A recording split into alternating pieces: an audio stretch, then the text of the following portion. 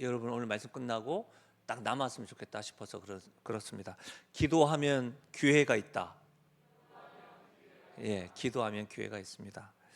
오늘 우리는 한 주간의 수고를 뒤로하고 하나님 앞에 나와 어쩜 현장에 이렇게 또 물론 온라인에서도 각 본인의 하나님과의 만남의 장소에서 기도하시는 분이 있겠지만 현장에 나와 기도하기 위해서 나왔습니다. 우리를 위해서, 우리 가정을 위해서, 또 교회와 또 자녀들을 위해서 이 자리에 모인 것이죠. 여러분, 특히 제가 이렇게 딱 보면 청년들도 앉아 있지만 대부분 금요 기도 집회에는 젊은 사람들도 많이 있지만 좀 기도하는 분들이 많이 모입니다. 대한민국에 살면서 부모로 산다는 것은 어떤 의미일까요? 저도 참 많이 고민을 해서 제 목양실 서재에는 부모로 산다는 것, 부모와 관련된 책들이 굉장히 많이 있습니다. 그만큼 저도 이제 고민을 한다는 거겠죠. 통계청 자료에 따르면 한국 부모들은 자녀 교육을 위해서 OECD 국가 평균보다 훨씬 더 많은 부담을 지고 있다고 합니다. 특히 대학 교육에서 민간 가정이 부담하는 비율이요 62%나 된답니다. 그러니까 평균이 몇 프로냐면 OECD 국가 가운데 31%래요. 그러니까 우리나라는 땅덩어리도 작음에도 불구하고 우리나라가 초중고 사회 교육비만 해도 61%인데 얼마 드는지 연간 26조 원. 놀라지도 않습니다. 우리는 뭐 억을 해도 놀라지도 않고 뭐 조를 해도 놀라지 않는데 이거 어떻게 해야지 여러분이 놀라겠나 싶습니다. 26조 원이 든대요. 1, 10, 100, 1000만, 10만, 100만, 1000만, 억 10억, 100억, 1000억, 조, 10조. 여러분 이게 영이 너무 느낌이 없는 것 같아서 제가 이렇게 해본 거예요 지금. 여러분 이런 걸 보면 통계 자료니까 우리나라의 가정, 부모들은 기꺼이 희생합니다. 그렇지 않습니까? 저도 다 이제 성장해 가고 있는 우리 자녀들 보면 제가 오늘 그 자녀를 보면서 아유 내 애썼다 스스로 제가 셀프 칭찬을 했어요. 기꺼이 부모들은 희생을 합니다. 더 좋은 학군에 가기 위해서 환경을 바꾸지요. 또 더 나은 학원들도 알아보기도 하지요. 더 좋은 대학, 좋은 직장을 얻을 수 있도록 우리는 시간과 돈과 에너지를 쏟아붓습니다. 이것이 우리 부모의 마음이고 부모가 자녀들에게 보여줄 수 있는 좀 드러난 사랑 아니겠습니까? 근데 여러분, 저는 오늘 본문 말씀은요, 이 부모들에게 특히 이제 여인들에게, 어미들에게 좀 직접적으로 말씀하시는 말씀인 것 같은데 그 상황이 어떠냐면 예수님께서 지금 십자가의 골고다로 향해 가는 길에 말씀하고 있다는 거예요. 예수님 입장에서 얼마나 절박한 상황이겠어요? 그 절박한 상황에 어떤 의미에서는 인류에 있어서 가장 중요한 순간 아니겠습니까? 십자가로 걸어가는 길이니까, 그렇죠? 그 십자가의 그 길은 우리에게서 가장 중요한 길이잖아요. 그 절박한 그 순간에 여인들을 위해서 이렇게 말씀하십니다. 28절 다시 한번 더 들어보십시오. 예수께서 돌이켜 그들을 향하여 이르시되, 이게 그냥 가만히 앉아가지고 설교하는 순간이 아니고 십자가를 지려 가고 있는 그 상황이 하시는 말씀이에요. 예루살렘의 딸들아 나를 위하여 울지 말고 너희와 너희 자녀를 위하여 울라. 예루살렘의 딸들아 너희 자녀들을 위하여 울라. 이미 우리 울고 있잖아요. 모든 것을 내어주고 있잖아요. 할 수 있는 모든 일을 애쓰고 있잖아요. 그렇지 않습니까? 그런데 예수님 왜 자녀들을 위하여 울라 하시는 걸까요? 모르셔서 그런 거 아닐까요? 통장을 보여주면서 우리 26조 원 쓴다니까요 예수님. 물론 우리 각 개인은 아니지, 그렇죠? 우리가 얼마나 애쓰는지 아십니까? 제 손이 다 부르텄어요. 제 허리와 흰머리와 벌써 제가 부모로 살면서 이렇게 됐어요. 모르셔서 이런 말씀하실까요? 아니면 왜 예수님은 너희 자녀를 위하여 울라? 어쩌면 우리가 정작 울어야 될 것들을 위해서 울지 않고 있기 때문에 그런 것은 아니실까요? 사랑하는 여러분, 예수님께서 이 땅에 계시면서 말씀을 하시고 행동을 하시고 단 한마디의 말씀도 단 어떤 행동들도 여러분 하나님의 뜻에 어긋난 적이 없으십니다. 저는요 설교를 할 때 거의 99%, 97%, 점점 줄어들죠. 한 95% 이상은 원고에 매입니다. 그러나 아까처럼 여러분이 반응을 안 하시면, 저는 반응을 하면 웃을 것 같고 놀랄 거라고 생각했는데 안 하시면 제가 이렇게 행동을 하잖아요. 이런 건 제 설교의 원고에 없어요. 또 놀라지 않으시네, 뭐 이런 말들도 설교의 원고에 없어요. 근데 예수님께서 하시는 모든 말씀과 행동들은 다 하나님 뜻에 어긋난 적이 한 번도 없었어요. 그렇다면 여러분, 지금 십자가에 올라가시면서 하시는 말씀, 예루살렘의 딸들아 나를 위하여 울지 말고 너희 자녀들을 위하여 울라, 이 말씀은 즉흥적인 말씀이 아니에요. 굉장히 중요한 말씀이고, 왜? 굉장히 중요한 순간에 하신 말씀이고, 그리고 반드시 우리가 들어야 될 말씀입니다. 여러분, 예수님께서 지금 무거운 십자가를 지고 골고다로 올라가실 때에 수많은 사람들이 뒤를 따랐습니다. 왜 그렇습니까? 불과 며칠 전만 해도 예수님께서 예루살렘에 딱 입성할 때에 어떤 일이 일어났습니까? 종려나무 가지를 흔들고 옷을 벗으며 흔들면서 뭐라고 했어요? 슈퍼스타 지저스 크라이스트 이야기하면서 호산나라고 외쳤다고요. 당신만이 우리의 구원자입니다라고 외쳤다고요. 그랬던 군중들입니다. 어쩌면 로마 압제에서 자신들을 구원해 줄 정치적인 메시아로 여러분 기대했었는지 모릅니다. 사실은 여러분, 메시아라고 하는 뜻이 무엇이에요? 그리스도라는 말과 같은 뜻이잖아요. 아셨죠? 그리고 그리스도라는 뜻이 뭐예요? 기름 부음 받은 자예요. 기름 부음 받은 자. 구약 시대에 누구에게 기름 부었습니까? 왕에게 기름 부어서 세웠잖아요. 그럼 메시아와 그리스도라고 하는 말은 기름 부음 받은 자라고 하는 의미인데, 여러분 어떤 통치자, 우리의 왕. 그러니까 메시아 대망했던 이스라엘 백성들 입장에서는 오병이어 사건을 통해서 여러분 먹이시고 입히고 병자와 귀신 들린 자를 치유하고 어떤 바리새인과 서기관들보다 말씀이 권위가 있고, 그러니 그들의 입장에서는 뭐예요? 기름 부음 받은 메시아 그리스도가 통치권을 가진 왕으로서 모시겠다라고만 생각을 한 거예요. 그래서 메시아라고 했던 거예요. 정치적인 메시아를 사모했던 거예요. 그렇게 해서 기대하면서 따라가고 있습니다. 근데 여러분 27절 보십시오. 또 백성과 그를 위하여, 백성들 가운데 그런 들이 있다는 거죠. 가슴을 치며 슬피 우는 여자의 큰 무리가 따라오는지라. 많은 사람들이 예수님을 따라갔습니다. 근데 따라갔던 이유가 각각 달랐어요. 지금 뭐예요? 지금 메시아 기름 부음 받은 자, 통치자, 왕으로서의 모습은 찾아볼 수가 없고, 여러분 십자가를 지고 하고 있는 거예요. 어떤 이들은 구원자로 기대하고 있었는데, 왕으로 기대하고 있었는데, 예수님에 대한 생각이 산산이 부서져 가지고 혼란스러운 가운데 그냥 이렇게 따라가고 있는지 모릅니다. 또 어떤 이들은 배신감이 젖어 있었겠죠. 어찌 저럴 수가 있느냐, 능력을 가지고 있으면서도 불구하고 어찌 저렇게 십자가를 지고 갈 수가 있느냐. 때로는 십자가를 질 만한 범죄자였나? 내가 그 전에 몰랐었나?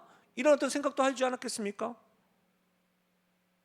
어떤 이들은 호기심 가운데 따라갔는지도 모릅니다. 분명히 더 기적을 행할 거야. 그렇죠? 어쩌면 어떤 이들은 영문도 모른 채, 우리가 꼭 어렸을 때 연기하면서 소독약이 있으면 수건 만들고 막 따라갔던 그런 영문도 모르지 따라가는 모습도 있었을 겁니다. 그런데 여러분, 그 무리 가운데 특별한 사람들이 함께 있었는데, 어떤 사람이요? 가슴을 치며 우는 여자의 큰 무리들이 있었다는 겁니다. 여러분, 이들은 예수님의 사랑을 경험한 여인들입니다. 이들은 예수님의 은혜로 치유받았던 여인들입니다. 이들은 예수님의 가르침을 통하여 삶의 영향을 받고 변화를 받아 경험한 여인들입니다. 그래서 지금 이 여인들은 예수님을 따르고 있습니다. 그래서 진심으로 예수님을 위해서 지금 어떻게 해요? 가슴을 치고 울고 있습니다. 한 번씩 이런 말을 할 때가 있습니다. 저는 나는 신앙도 있고 의리도 있다. 알지? 내가 어떤 사람이 난 의리도 있다, 이런 이야기 할 때가 있습니다. 근데 여러분, 오늘 이 말씀을 보십시오. 믿음과 의리는 남자들보다 여자들에게 더 있는 것 같습니다. 여성 동지 여러분, 잘 부탁드립니다. 왜 그렇습니까? 제가 왜 이렇게 이야기할까요? 여러분, 지금 십자가를 지고 갈 때에 3년 동안 동고동락했던 제자들은 다 도망갔습니다. 끝까지 울며 따르고 있는 분들은 여성분들입니다. 끝까지 주를 따라가시는 여성들 되시길 주의 이름 축복합니다. 남성 여러분, 믿음과 의지가 회복되기를 주님의 이름 축복합니다. 여러분 28절 다시 한번 읽어볼까요? 28절입니다. 같이 읽겠습니다. 시작. 돌이켜 그들을 향하여 이르시되 예루살렘의 딸들아 나를 위하여 울지 말고 너희와 너희 자녀들 위하여 울라. 굉장히 중요한 말씀입니다. 왜요? 지금 예수님의 상태를 한번 상상해봐요. 지금 예수님은 십자가를 짊어지시기 어떻게 했죠? 채찍질 당했어요. 가시멸종을 당했어요. 수치를 당했어요. 그럼 뭐예요? 육체적으로, 정서적으로, 영적으로 지금 십자가 길을 걸어가고 있는 거니까 뭐예요? 지칠 대로 지치고 만신창이가 된 몸입니다. 그 정신으로, 그 몸으로 여인들을 위해서 행하는 말씀입니다. 생각해 보십시오, 여러분. 십자가를 지고 급박하고 고통스러운 그 순간에 어찌 이런 말씀을 할 수 있냐 이 말이죠. 어찌 그 만남에서 이 말씀을 하셨을까요? 이 말씀이 얼마나 중요한지 아시겠죠? 그냥 지금까지 여러분 이 말씀을 읽으셨을 때 어떻게 읽으셨는지 모르겠지만 바로 직전에 어떻게 이런 말씀을 하실 수 있을까요? 오늘 이 말씀은 굉장히 우리에게 중요한 말씀이라는 겁니다. 다시 말하면 반드시 듣고 순종해야 될 말씀이라는 거예요. 모든 말씀이 그렇겠지만 이 말씀의 이 상황을 이해를 하고 예수님이 이 상황 가운데서 딱 내뱉은 말씀이라고 한다면 우리가 이 말씀을 정말로 잘 붙잡아야 됩니다. 근데 예수님이 어떤 말씀을 하냐면 이 여인들의 눈물을 거절하십니다. 나를 위하여 울지 말라. 예수님은 정작 너희들이 울어야 될 대상 잘못 알고 있다. 나를 위하여 울지 마라. 대상이 잘못됐다. 너희 자녀들을 위하여 울라. 지적하고 있는 겁니다. 우리 읽었던 말씀이지만 이제 배경의 설명을 듣고 읽는 것도 다르게 다가올 수 있으니까 28절에서부터 30절까지 다시 한 번 더 읽어보겠습니다. 다시 한 번 더 시작. 예수께서 돌이켜 그들을 향하여 이르시되 예루살렘의 딸들아 나를 위하여 울지 말고 너희와 너희 자녀들 위하여 울라. 보라 날이 이르면 사람이 말하기를 잉태하지 못하는 이와 해산하지 못한 배와 먹이지 못한 젖이 복이 있다 하리라. 그때에 사람이 산들을 대하여 우리 위에 무너지라 하며 작은 산들을 대하여 우리를 덮으라 하리라. 제가 28절은 설명을 해드렸고 29절에 보시면 날이 이른다. 그리고 그때에는 이렇게 제가 마킹을 해놨는데 날이 이르면이라고 말씀에 주목하시면 무슨 날입니까? 심판의 날입니다. 심판의 날. 당시 유대 사회에서는 자녀가 많은 것을 큰 축복으로 여겨졌습니다. 그런데 그날에 날이 이르면 사람이 말하기를 잉태하지 못하는 이와 해산하지 못한 배와 먹이지 못한 젖이 뭐라고요? 복이 있다. 당시 유대 사회가는 자녀가 많은 것이 축복이었는데 그때가 되면 복이 있다. 그때가 되면 자녀가 없는 것이 복된 날이 온다는 겁니다. 그게 날이 이르면 그 날이 온다는 겁니다. 왜 그렇습니까? 그 고통이 너무나 끔찍해서 자녀를 보면서 고통스러워 할 것이기 때문입니다. 차라리 자녀가 없는 것이 나을 정도로 참혹한 재앙의 날이 이른다는 겁니다. 그 날입니다. 실제로 여러분 예수님께서 십자가 죽으신 이후에 이스라엘의 수도인 예루살렘은 그 37년이 지나서 서기 70년 때 로마의 디도 장군에 의하여 예루살렘이 완전히 파괴됩니다. 그 이후에 우리가 느헤미야서 말씀받죠. 파괴되고 성전이 소화되고 난 이후에 포로로 잡혀가고 이렇게 되는 거죠. 지금 이스라엘 백성 포로로 잡혀가지는 않았잖아요. 역사가 요세푸스라고 하는 사람의 책 가운데 유대 전쟁사 서기 70년에 예루살렘 멸망의 이 참상을 이렇게 기록했습니다. 한번 들어보십시오. 기아로 수많은 사람들이 죽어갔다. 시체가 산더미처럼 쌓여 끔찍한 악취를 풍겼다. 약 110만 명이 이 포위 공격으로 목숨을 잃었다. 그는 심지어 베세주바라는 마을 출신의 한 여인이 굶주림에 미쳐 자신의 아기를 죽여 삶아먹는 끔찍한 사건까지 상세히 기록하고 있습니다. 먹을 것이 없어서 사람들이 수없이 죽었다는 거예요. 시체가 쌓일 곳이 없을 정도로. 어머니가 자녀를 삶아 먹었다는 기록까지 참혹하지 않습니까?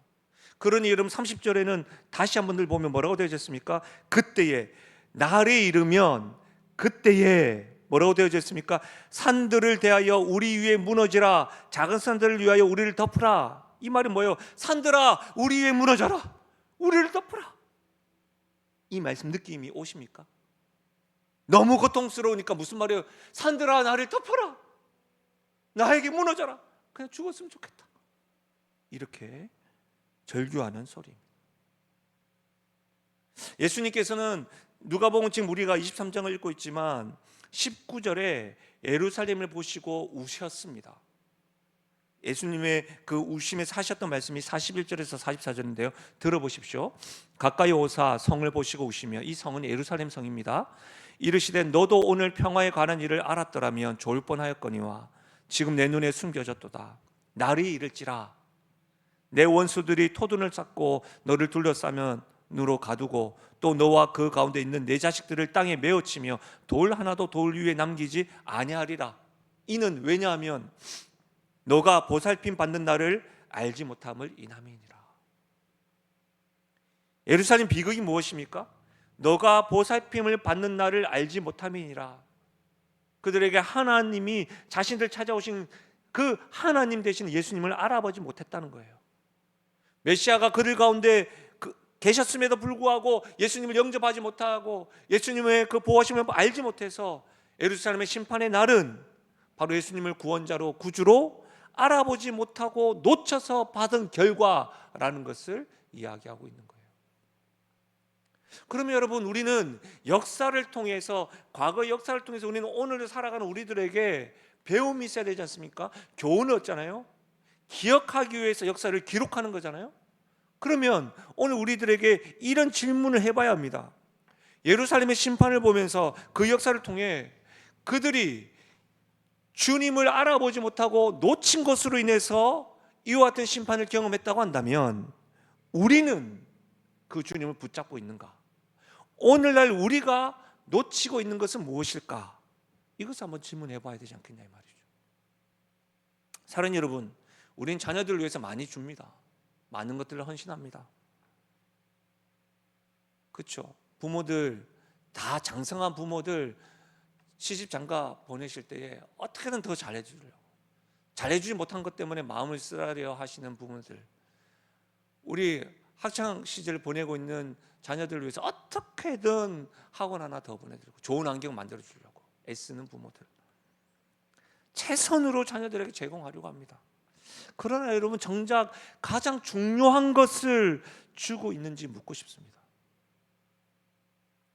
요한복음 3장 17절 18절인데요. 요한복음 3장 17절 18절, 요한복음 3장 16절은 아시죠? 하나님이 세상을 처럼 사랑하사 독생자를 주셨으니 이는 저를 믿는 자마다 멸망하지 않고 영원한 생명을 얻게 하려 함이니라. 이 말씀 뒤에 오는 게 요한복음 3장 17절 18절인데요. 같이 읽어볼까요? 같이 읽겠습니다. 시작.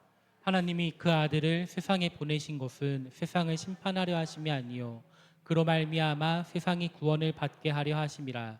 그들 믿는 자는 심판을 받지 아니하는 것이요 믿지 아니하는 자는 하나님의 독생자의 이름을 믿지 아니하므로 벌써 심판을 받은 3장 것이니라. 16절 우리가 잘 알고 있으니까, 하나님이 세상을 이처럼 사랑하사 독생자를 주셨는데 그를 믿는 자마다 멸망치 않고 영생을 얻게 하려 함이라.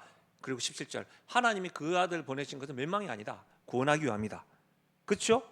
그를 믿는 자마다. 또 18절 뭐가 대조가 돼요? 그를 믿는 자마다 심판을 받지 않지만 믿지 아니하는 자는 뭐예요? 벌써 심판을 받은 것이다. 무슨 말입니까 여러분? 구원과 심판의 경계가 뭐예요? 예수 그리스도를 믿느냐 믿지 못하느냐 아닌가. 부모는 자녀를 위해서 많은 것을 걱정합니다. 그 걱정과 근심에 우리는 사랑으로 울기도 합니다. 자녀의 학업의 문제나 취업이나 또 장성한 그 결혼의 문제나 건강의 문제, 이 모든 것이 중요합니다. 여러분, 저 중요하지 않다고 말하는 것이 아닙니다. 저도 두 자녀를 위해서 울고 기도합니다. 그들이 살아갈 세상과 미래에 대한 염려가 있습니다. 이번 주에 어떤 사회에서 성공을 하신 믿음의 선배님을 만났는데, 목사님 지금부터 준비해야 됩니다라고 저한테 이야기하실 때 제 현실을 직면함으로 인해서 저도 걱정이 되더라고요. 염려합니다. 그러나 사랑하는 여러분, 부모로서 이해가 됩니다. 그러나 오늘 말씀은 우리에게, 특히 부모들에게 경종을 울리는 것 같지 않습니까? 모든 염려와 근심보다 더 중요하게 여기며 울어야 될 이유, 그게 무엇입니까? 우리 자녀들이 예수님을 알고 믿는가입니다. 이것이 부모로서 우리가 가장 심각하게 고민하고 기도해야 될 문제입니다. 우리 자녀들의 어떤 환경이 열어달라 이런 것들이 아니라, 그것보다 더 심각한 것은 우리 자녀들이 예수님을 믿는 겁니다. 왜요? 구원과 심판의 경계가 예수님을 믿느냐 믿지 않느냐이기 때문입니다. 그런데 우리는 이것을 위해서는 잘 울지 않습니다. 어떠세요? 정직하게 여러분 자신에게 물어보십시오. 요즘 자녀들 때문에 운 이유가 무엇입니까? 하나님의 말씀입니다. 시편 78편 5절에서 8절인데요. 잘 들어보십시오. 여호와께서 증거를 야곱에게 세우시며 법도를 이스라엘에게 정하시고 우리 조상들에게 명령하사 그들의 자손들에게 알리라 하셨으니, 이는 그들로 후대 곧 태어날 자손에게 이를 알게 하고 그들은 일어나 그들의 자손에게 일러서 그들로 그들의 소망을 하나님께 두며 하나님께 행하신 일을 잊지 아니하고 오직 그의 계명을 지켜서 그들의 조상들 곧 완고하고 패역하여 그들의 마음이 정직하지 못하며 그 심령이 하나님께 충성하지 아니하는 세대와 같이 되지 아니하게 하려 하심이라. 하나님께서 조상들에게 명령하셨어요. 자녀들에게 일려라는 거예요. 하나님께서 신앙을 다음 세대에게 전수하는 것은 단순한 공고가 아니에요. 그냥 한국 교회가 없어질 것 같으니까 이제 다음 세대를 위해서 해야 된다, 그런 개념이 아니고 명령이에요. 명령으로 주어졌어요. 자손에게 알리라, 다음 세대들에게 이를 알게 하라. 이것은 선택 사항이 아닙니다. 반드시 순종해야 될 하나님의 명령입니다. 왜요? 7절, 시편 78편 7절 다시 한번 보시면 그들로 그들의 소망을 누구에게 두며? 하나님께 두며. 소망을 하나님께 두게 하기 위함입니다. 좌절하고 자빠지고 쓰러지고 낭망하고 열등감에 쓰러지고 자기 정체성이 흔들리는 우리 다음 세대들에게 그런 가운데서도 계속해서 알려라. 왜? 소망은 하나님께 있다 두게 하시기 위하여. 완고하고 패역한 세대가 되지 않게 하기 위함입니다. 그 심령이 하나님께 충성되어 하지 아니한 자가 되지 않게 하기 위하여 뭐하라고 명령하시고 있는 거예요? 알리라, 알리라. 근데 여러분, 한국교회, 영신교회, 우리 사회, 우리 가정 한번 보십시오. 부모는 열심히 믿었지만 자녀 세대는 교회를 떠나고 있습니다. 이번 주 청년 주일인데 청년들이 신앙을 잃어가고 있습니다. 교회를 떠나가고 있습니다. 하나님께서 그토록 명령하신 신앙 전수가 지금 이루어지지 않고 있는 것이 사실입니다. 우리가 다른 교회보다 좀 더 모인다, 이런 개념이 아닙니다, 여러분. 이것이 바로 예수님께서 너희와 너희 자녀를 위하여 울라 말씀하신 이유입니다. 우리가 이 명령을 지키지 못할 때 우리 자녀들은 세상의 풍파에 허우적거리면서 소망을 하나님께 두지 못합니다. 완고하고 패역한 세대가 됩니다. 하나님께 충성하지 못한 자가 될 수밖에 없습니다. 부모님들을 만나고 상담하다 보면 대부분의 가슴을 치며 기도하는 제목이 자녀에게 신앙을 전수하고 싶어 하십니다. 그럴 때마다 제가 부모님께 되물어보고 싶은 것이 있습니다. 복음을 아십니까? 지금 복음을 경험하고 있으십니까? 라고 묻고 싶습니다. 사랑하는 여러분, 우리는 자녀들에게 신앙을 전수하기 직전에 먼저 우리 자신부터 점검해야 합니다. 부모들이 자녀를 교회에 이끌고 보내지만 정작 자신은 이 하나님과 깊은 관계를 맺지 못할까? 그렇게 맺지 못할 때가 있습니다. 예배가 습관적으로 늘 드려집니다. 봉사가 그냥 의무로, 기도가 형식적으로, 말씀 듣는 것을 그냥 정보 정도를 들어서 피상적으로 이해합니다. 믿음이라는 것이 교회 안에서만, 주일에서만 작동되어지는 버튼처럼 느껴질 때가 있습니다. 부모뿐만 아니라 신앙을 전수하기를 원하는 분들에게 묻고 싶습니다. 여러분은 하나님에 대한 관심 뜨거우십니까? 여러분의 기도가 오늘 이 밤에 오셨는데 살아 있으십니까? 하나님의 말씀을 듣고 읽고 깨달을 때에 감동이 있으십니까? 만약 우리 자신이 이렇게 하나님께 메마르고 있다고 한다면 자녀와 그 누구에게 무엇을 전할 수 있겠습니까? 마른 우물에 물을 기를 수 없다는 것 우리 잘 알고 있지 않습니까? 영적으로 메마른 부모로부터, 영적으로 메마른 자녀로부터 어떤 생수가 흐를 수가 없습니다. 여러분, 그렇다면 우리에게는 이런 질문 생기죠. 복음이 무엇입니까? 복음은 기쁜 소식. 왜 기쁜 소식이에요? 하나님께서 우리에게 행하신 일. 지난주 말씀 기억나십니까? 월, 화, 수, 목, 금 5일이 지났는데 제가 갈라디아서 2장 20절 말씀을 가지고 복음의 심장과도 같은 말씀입니다 라고 하면서 한번 따라 한번 해보세요 라고 했는데 기억 못하실 수도 있지만 한번 따라 해보실까요? 나를 사랑하사 나를 위하여 자기 자신을 버리신 하나님의 아들 예수. 그렇죠. 옆 사람에게 다시 한 번 더, 이제 여기 보지 말고, 물론 약간 눈이 크신 분은 살짝 보시면서 이야기하셔야 됩니다. 다시 한 번 더 옆 사람에게, 나에게 이야기, 옆 사람에게 한번 표현해 보. 시작. 나를 사랑하사 나를 위하여 자기 자신을 버리신 하나님의 아들 예수님. 아멘이십니까? 다시 한 번 더 시작. 나를 사랑하사 나를 위하여 자기 자신을 버리신 하나님의 아들 예수님. 사랑하는 여러분, 이것이 복음입니다. 이것이 복음의 핵심입니다. 우리가 죄인되었을 때에, 우리가 하나님을 거부했을 때에 하나님께서 나를 사랑하사 나를 위하여 자기 자신을 버리신 하나님 예수님을 보내셔서 우리를 구원하셨습니다. 예수님은 자격 없는 우리를 위해서 십자가를 지셨습니다. 오늘 본문의 말씀은 지금 우리를 위하여, 자격 없는 우리를 위하여 십자가를 지시려고 지금 가고 있습니다. 그 십자가를 향하는 그 길은 바로 우리를 위한 길입니다.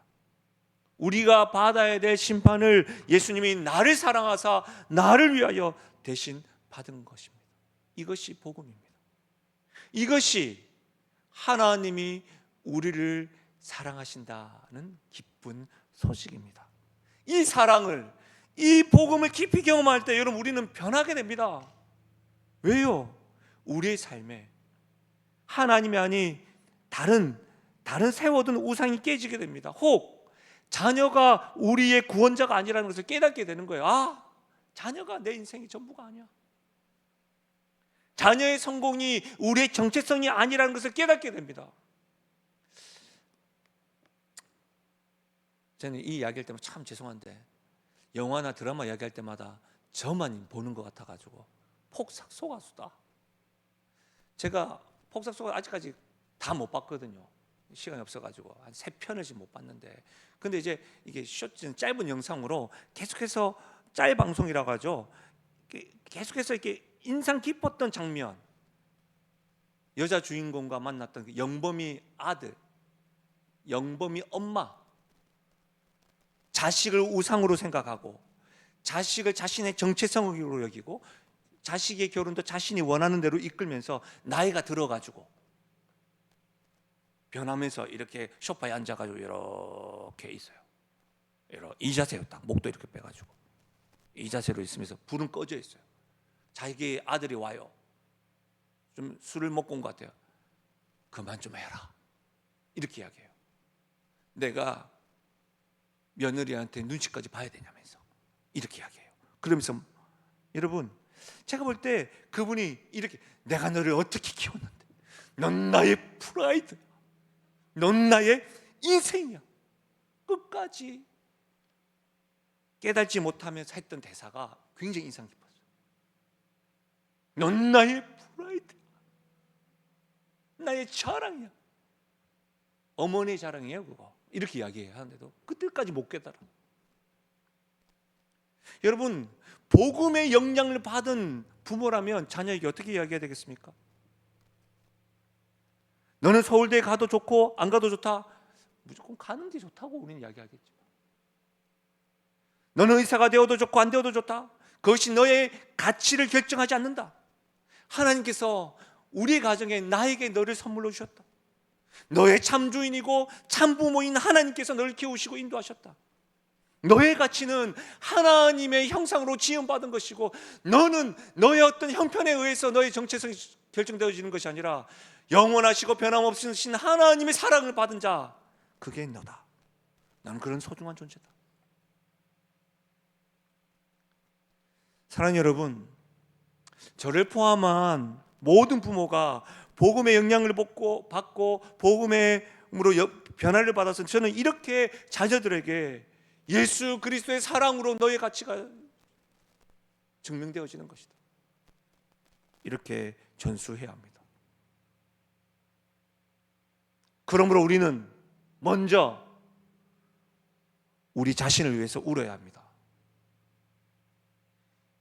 여전히 우리의 가운데는 세상의 가치들이 있어가지고 그래도 그러면 안 되지 않습니까? 라고 이야기하면서 우리 자녀들에게 복음의 가치가 아니라 세상의 가치를 강요하고 강조합니다. 우리의 영적인 메마름을 위해서, 우리의 기도 없음을 위해서, 우리가 복음에 대하여 하나님의 뜻에 대하여 관심 없음에 대하여 울어야 합니다.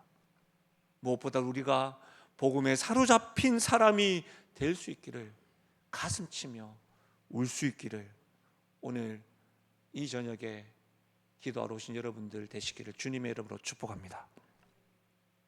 미국 대통령 중에 가장 존경받는 대통령, 여러 대통령이겠지만 아브라함 링컨이겠죠.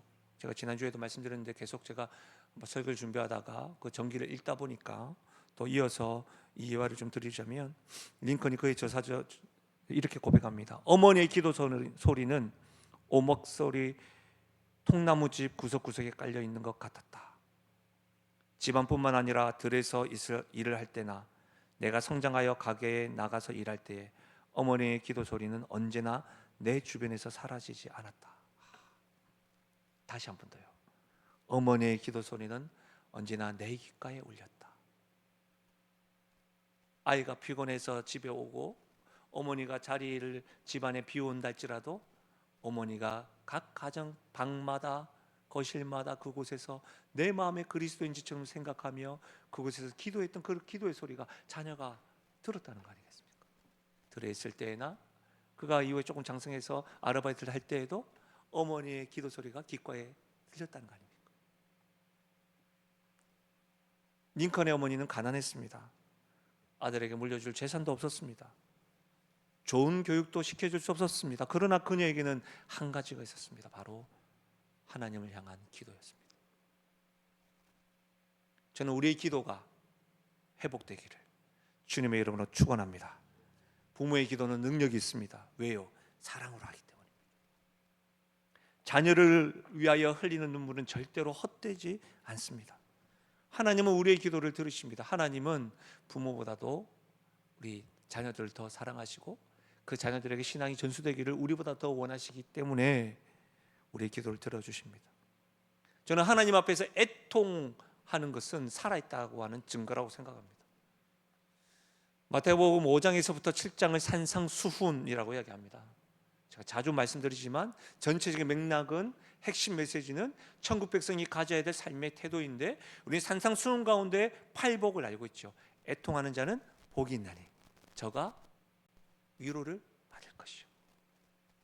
하나님께 애통하며 가슴치며 우는 자는 살아있다는 증거입니다.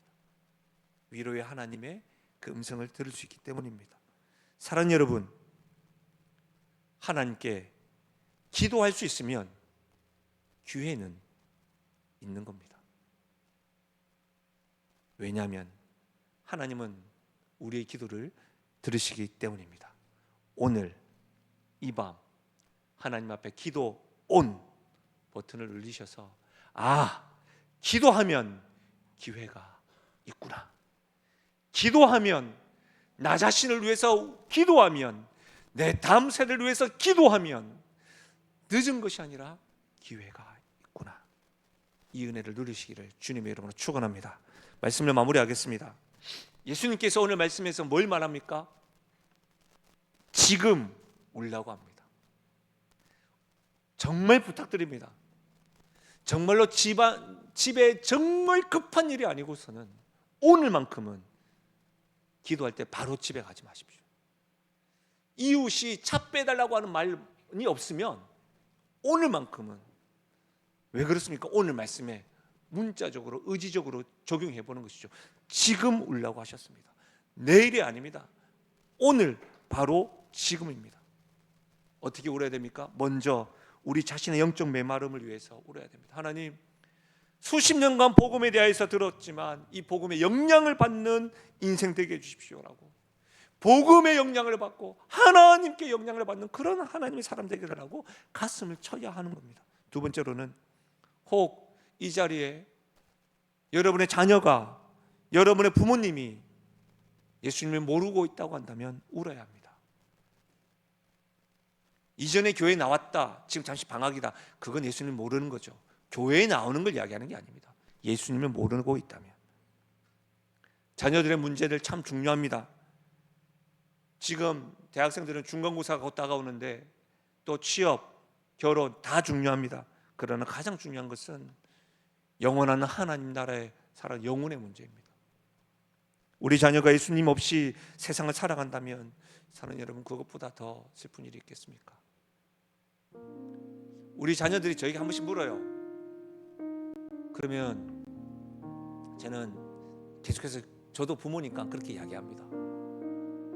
저는 아빠 뭐 필요해? 이야기하면 항상 선물 리스트가 저는 준비되어 있습니다. 그러니까 여러분도 혹 저에게 뭐 선물하시려면 막 하지 마시고 저한테 물어봐 주십시오. 근데 그때마다 제가 아이들한테 하는 말이 있습니다. 예수님 잘 믿어라. 예수님 잘 믿었으면 좋겠다. 담임 목사가 목사 자녀들에게 이렇게 말한다면 송구합니다. 여러분도 저와 같은 기도 제목이 있지 않으십니까? 그것보다 중요한 건 없다고 생각되어집니다. 예수님 잘 믿어라. 교회 다녀라가 아니라 예수님 잘 믿어라. 전 세 번째로 오늘 지금 우리 영혼을 위해서 기도하고 다음 세대 내 자녀를 위해서 기도하고 그리고 확장해서 우리 신앙이 다음 세대에 전수되지 않는 현실을 위해서 울어야 합니다. 청년주의를 할 때마다 가슴이 아픕니다. 늘 보이는 청년들만. 단톡방에는 몇 명 있는 줄 아세요? 70명 넘게 있어요. 늘 보이는 청년들만. 우리 교회도 그런데 내가 아는 청년들도 세상에서 지금 방황한 청년들 많거든요. 신앙이 전수되지 않는 오늘날의 현실을 위하여 울어야 합니다. 청년들이 교회를 떠나가고 예수님을 떠나가고 있는 이 현실 가운데 하나님께서 왜요? 신앙 전수를 권고가 아니라 명령하셨기 때문입니다. 우리가 이 명령을 순종하지 아니하면 우리 다음 세대들은 하나님께 소망을 두지 않을 것이기 때문입니다. 사랑하는 여러분, 그럼에도 불구하고 오늘 하나님께서는 십자가를 지면서 가장 고통스러우시면서 하시는 말씀이 뭐예요? 기도하면 기회가 있다. 나를 위해서 아니고 오늘 지금 너희 자녀를 위해서 기도해라. 부모의 눈물, 부모의 기도, 하나님은 이걸 통해서 우리의 삶 가운데 우리 자녀들에게, 우리 다음 세대에 복음이 전할 수 있도록 역사하실 것을 기대하고 우리 이 말씀 하시는 것 아니겠습니까? 오늘 이 찬양으로 신실하신 하나님 찬양함으로 우리가 이 기도하며 기회가 있구나, 이 확신을 가지고 기도하며 나아가겠습니다. 하나님 한 번도 나를 실망시킨 적 없으시고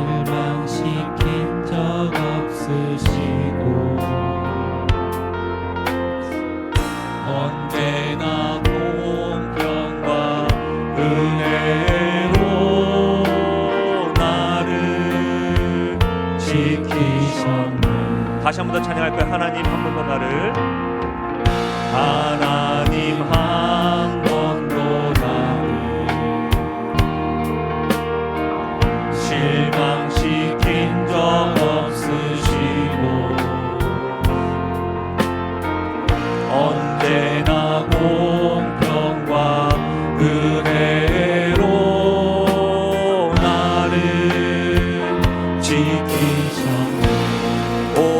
신실하신 주 오 신실하신 주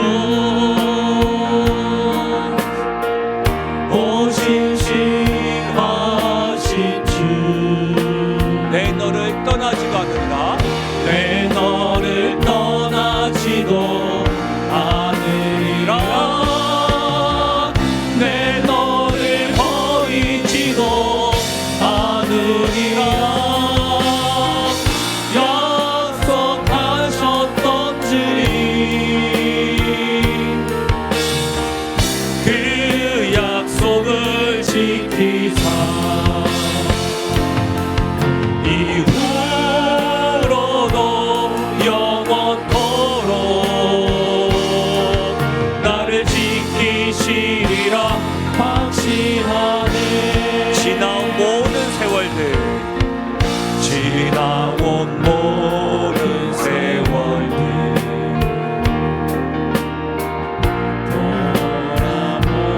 돌아보아도 그 어느 것 하나 주의 손길 그 어느 것 하나 우리 이 신실하신 하나님을 신뢰함으로 기도할 수가 있는 것이죠 아멘 오 신실하신 주 오 신실하신 주 오 신실하신 주 오 신실하신 주 내 너를 버리지도 내 너를 버리지도 않으리라 내 너를 버리지도 않으리라 약속하셨던 주님 그 약속을 지키사 이후로도 영원토록 나를 지키시리라 확신하네 다시 한번요 오 신실하신 주 오 신실하신 주 오 신실하신 주 오 신실하신 주 내 너를 한 번도 떠나지도 않으리라 내 너를 영원토록 버리지도 않으리라 약속하셨던 주님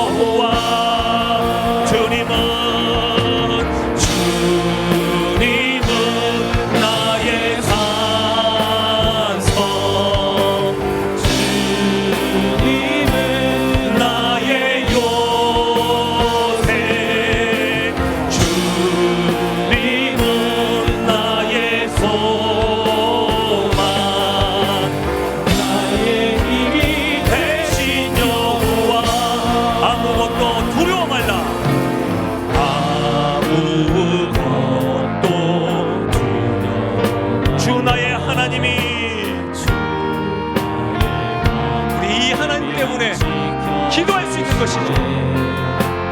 놀라지 마라, 겁내지 마라. 주님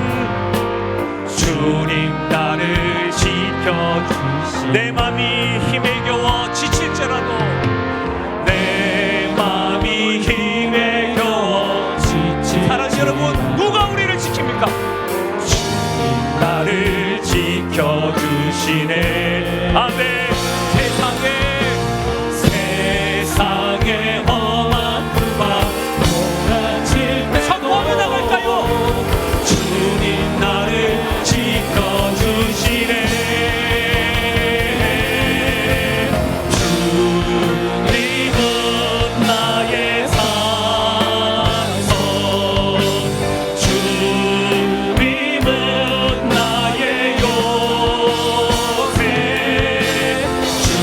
주님은 나의 소망, 나의 힘이 되신 우리 최고의 목소리로 아멘.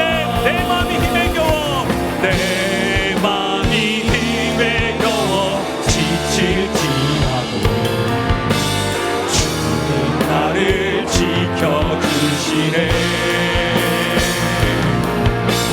세상에 험한 풍파 몰아칠 때도 주님 나를 지켜주시네. 주님을 신뢰하며 나가면서 주님은 나의 산성, 주님은 나의 요새, 주님은 나의 소망, 나의 힘이 되신 여호와. 사랑하는 여러분, 우리가 기도할 수 있는 이유는 우리의 의지가 아닙니다. 이 하나님 때문입니다. 신실하신 하나님 때문입니다. 한 번도 나를 떠나지 아니하시고 나를 지키시고 인도하시고 함께 하신 하나님, 나를 사랑하사 나를 위하여 자기의 아들을 주신 하나님의 사랑, 그분 때문에 기도할 수 있는 겁니다. 놀랍게도 우리의 기도를 하나님이 들으십니다. 아멘. 기도하면 기회가 있는 겁니다. 이 말씀 앞에 오늘 이 기회를 놓치시겠습니까?